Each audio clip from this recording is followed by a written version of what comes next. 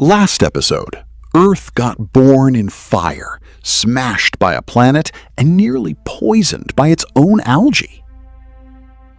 You'd think it deserved a break.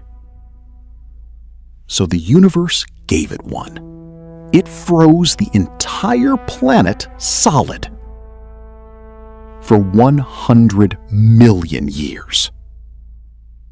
Apparently, the universe's idea of a break is being flash frozen like a cosmic fish finger and left in the dark. How do you freeze an entire planet?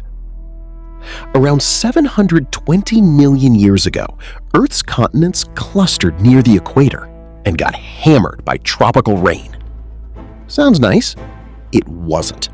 Rain hitting rock pulls carbon dioxide out of the atmosphere, CO2 being the very thing keeping the planet warm. More rain, less CO2, more cold, more ice, more sunlight bouncing back into space. Scientists call this the ice-albedo feedback loop. I call it Earth accidentally air conditioning itself into a coma. The ice spread from the poles, past the tropics, all the way to the equator. Oceans frozen solid, up to 1 kilometre thick. Average temperature? Minus 50 degrees Celsius. There was nowhere to go. There was nothing to breathe. There was just ice. Forever. And something was still alive in there. Of course it was. Here's the thing about life on Earth. You can freeze it, boil it, poison it, smash a planet into it. It does not care. Beneath kilometers of ocean ice, in near total darkness, microbial life kept going, clinging to ice sheets, huddled around hydrothermal vents where volcanic heat still leaked through the ocean floor. They did what any reasonable creature does when the world ends, found the one warm corner left, and refused to move. For 100 million years. Meanwhile, I struggled to keep a houseplant alive for 3 weeks. The audacity of these microbes is genuinely inspiring. Nothing lasts forever. Not even 100 million years of deep freeze. Because underneath all that ice, Earth's interior had been quietly doing what it always does, being absolutely furious. Volcanoes kept erupting through the ice, around the ice. Volcanoes produce carbon dioxide, lots of it. But no rain was hitting rocks anymore. Everything was frozen. So the CO2 had nowhere to go.